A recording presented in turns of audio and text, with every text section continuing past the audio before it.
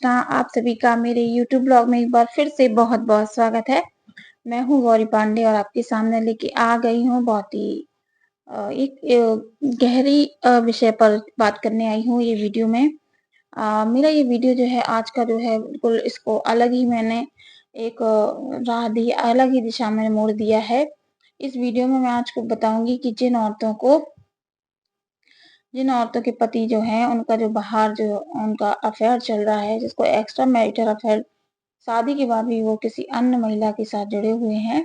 मेरा ये वीडियो उन औरतों के लिए है। आज की वीडियो के थ्रू मैं उन औरतों की थोड़ी-सी मदद करना चाहती हूँ जो कि अपने पति के इस बुरे बर्ताव की वजह से इस दिशा में उससे गुज़र रही हैं। उन लोगों के लिए मेरा ये आज का वीडियो है। मैं उन औरतों को बताना चाहती हूँ कि जिन औरतों के पति जो हैं वो बाहर उनका किसी अन्य महिला के साथ संपर्क रहता है या अन्य महिला के साथ उनका रिश्ता है और उसकी वजह से उनका जो निजी रिश्ता है, पति-पत्नी का रिश्ता है, वो टूटने वाला है। तो आज की वीडियो में मैं उसी बात करने आई हूँ कि कैसे करके हम थोड़ा-सा भी आप लोगों को मेरे आज की वीडियो में फ़ायदा मिले या थोड़ा-सा भी उचित महसूस हो तो आप लोग ज़रूर से ज़रूर कमेंट में लिखें। सबसे पहले मैं बताऊँगी कि जो औरतें हैं, उनके पति जो हैं, वो दूसरी औरत से रिश्ता रखे हुए हैं, तो उनका घर में बर्ताव पहली बात तो बहुत ही बुरा झिकझिक वाला होता होगा क्योंकि वो अपनी पत्नियों पे ध्यान नहीं देते, बच्चों पे भी ध्यान नहीं देते क्योंकि उनका जो ध्यान है ना, वो बढ़ चुका है। तो ऐसे में आप जो पत्नी होने के नाते आप बिल्कुल भी अपने पति पर कोई किसी भी तरह का कैसा भी प्रेशर ना डालें, बिल्कुल भी उनको ये मत ज़ाहिर होने दीजिए कि आप उनके बिना रह नहीं पा रही हैं, आपको उनकी बहुत ज़्यादा ज़रूरत है, तो इस चीज़ को आप बिल्कुल से इग्नोर ही कर दें, साइड में ही कर दें, मैं आपको बताऊँगी। और उसके बाद मतलब कि पति को होने का मतलब घर में वो आए तो बिल्कुल भी महसूस ना हो कि वो घर में हैं। आप उनको अवॉइड कर रहे हैं। देखिए थोड़ा-सा मुश्किल है लेकिन आपको ये सब करना ही पड़ेगा। आप मतलब ऐसा महसूस कराएँ उनको कि आपके बना भी हम रह सकते हैं, बच्चों को सँभाल सकते हैं। देखिए, यदि आपके बच्चे नहीं हैं और आपके पति का कहीं और अफ़ेयर चल रहा है, तो आप तुरंत ही ये निर्णय लें कि आप तुरंत की तुरंत उस रिश्ते को वहीं पर ख़त्म कर दें और अपनी नई दिशा ढूँढ लें क्योंकि भगवान की तरफ से हो सकता है वो रिश्ता आपके लिए जुड़ा ही ना हो। अगर आपके साथ ये कंडीशन बच्चे नहीं हैं, तो आप यही स्टेप ले सकते हैं, कोई दिक्कत नहीं है। अपनी आप नई ज़िंदगी जब आपको पति नई ज़िंदगी शुरू कर सकते हैं, तो आपको भी अधिकार है आपके साथ जो हुआ है उस रिश्ते में बंधकर कोई भी फ़ायदा नहीं है। जिस रिश्ते में गाँठ पड़ गई हो उस रिश्ते से हट जाना ही बेहतर होगा। तो उसको साइड कर दीजिए इसके बाद जो जिनके बच्चे हैं वो मजबूर हैं जो मायके से भी उनको कोई सपोर्ट नहीं मिल पाएगा मायके से भी और मम्मी-पापा की उनकी ज़िम्मेदारी उठाने में असक्षम होंगे। उन औरतों के लिए मेरा ये ख़ास वीडियो है। वो उन औरतों को मैं बताना चाहूँगी कि क्योंकि खर्चा पानी तो उनके पति ही देंगे क्योंकि उनसे कहीं से मदद मिलने वाली नहीं है। ऐसे में वो पति को अपने हाल पर छोड़ देना। वो क्या कर रहे हैं, उस पर कुछ दिनों के लिए बिल्कुल फ़ोकस करना ही बंद कर दीजिए। बस आप कॉन्सन्ट्रेशन कीजिए कि आपके बच्चों की पढ़ाई पर कोई असर ना हो और आपकी जो घर गृहस्थी जैसा है वैसा चलने दीजिएगा। आप देखिएगा क्योंकि मैं अपना पर्सनल एक्सपीरियंस बता रही हूँ, ये पर्सनल मेरे बहुत ही ख़ास मैं उनका नाम नहीं लेना चाहूँगी कौन था। उनके साथ ऐसा हुआ था उसके बाद उनके पति लौट के उनके पास आए थे। इसीलिए मैं आपको अनुभव आपको बता रही हूँ।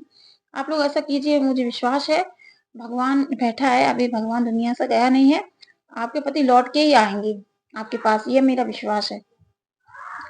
तो आप लोग पति को बिल्कुल साइड में कर दें, इग्नोर कर दें। बस आप ये समझिए कि ये बस उसको उसको जैसे वो पति ने मेरा फ़ायदा उठाया, वैसे ही मैं भी पति का फ़ायदा उठाऊँगी। उनसे बस खर्च वर्द लेने के लिए बस प्यार से बोलिएगा, बाकी वो क्या कर रहे हैं, किससे फ़ोन पे बात कर रहे हैं, किसके साथ जा रहे हैं, ये बिल्कुल भी मतलब ना रखिएगा। धीरे-धीरे समय जब बीतता जाएगा, आप लोग थोड़ा-सा डर रखना अपने आप को पक्का कर लें।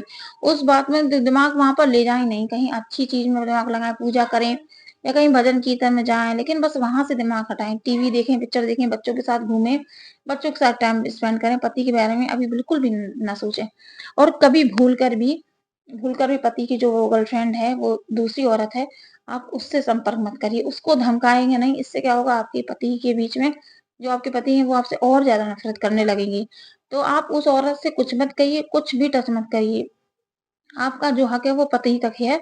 आप बस पति को ही इग्नोर करिए, उनको ही मतलब कि बिल्कुल ध्यान ना दीजिए उनके ऊपर। अपनी घर गृहस्थी में लगे रहिएगा। देखिएगा कुछ समय के बाद पति जो औरतें होती हैं वो पति से क्यों लगाव रखती हैं? आपने ये जाना है? उन औरतों को क्या फ़ायदा है शादीशुदा औरतों से आदमियों से रिश्ता रखने का? उन्हें पैसे ही तो चाहिए, और तो उनका कुछ नहीं है, पैसा चाहिए। प्यार तो बहुत ही कम महिलाएँ करती होंगी कि प्यार करेंगी और वो करेंगी, ये करेंगी। तो आप अपने पति को फ्री छोड़ दीजिएगा। आपके पति लौट अगर आपका प्यार सच्चा है तो लौट के आएँगे। अगर बिल्कुल ही आपका तलाक पे ही रिश्ता आ रहा है, तो आप बिल्कुल भी उसके लिए, इस रिश्ते के लिए मत रोइए जिस रिश्ते ने आपकी बिल्कुल भी इज़्ज़त ना की हो। आप उस रिश्ते को जाने दीजिए, भले ही आपको रोना पड़े, रातों जागना पड़े, कुछ समय बाद अच्छा समय भी आएगा, आपको ये भी पता होना चाहिए। लेकिन अगर आपसे सँभाला जा रहा है तो आप लोग सँभालिएगा पति को।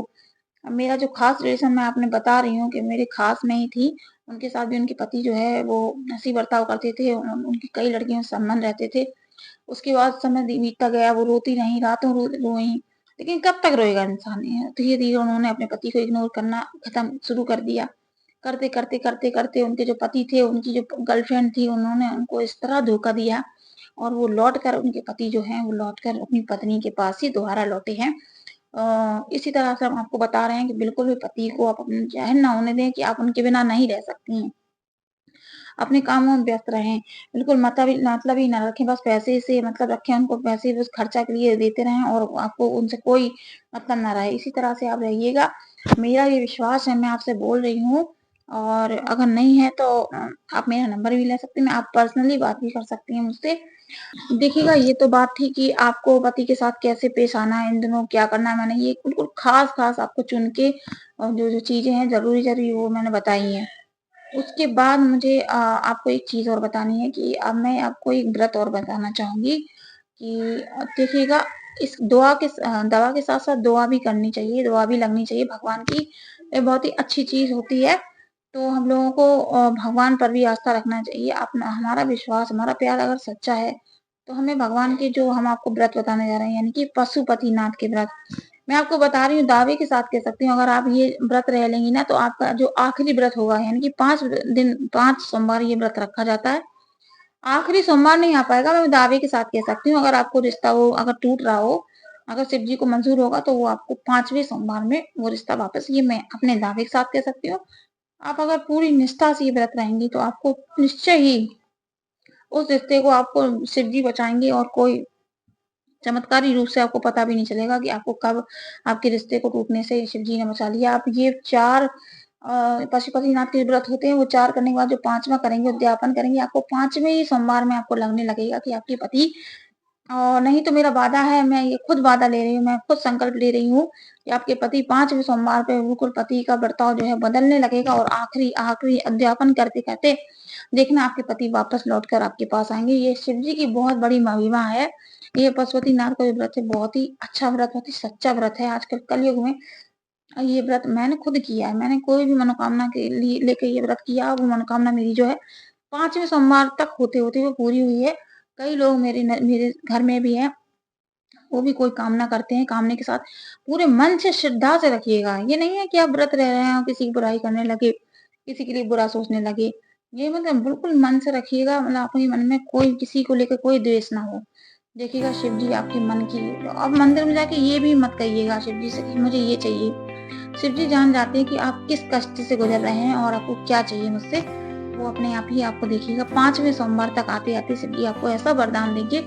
ये मेरा निजी अनुभव है, मैं आपके सामने शेयर, ये दोनों बातें मैंने आपके सामने शेयर की। मेरी जो मैं आज का वीडियो में, मेरी जो बहनें हैं वो परेशान हैं, ऐसे इस दौर से गुज़र रही हैं, उनके लिए वीडियो था। अगर मेरा ये वीडियो बिल्कुल ज़रा-सा भी आपको अच्छा लगे, कुछ काम आए, तो मैं अपने आप को बहुत खुशनसीब समझूँगी। चलिए, इसी के साथ वीडियो को एंड करते हैं। अगर आप नई वीडियो के साथ, एक नई राय के साथ, एक नई दिशा के साथ, चलिए लेते हैं विदा। राधे कृष्णा, जय माता दी।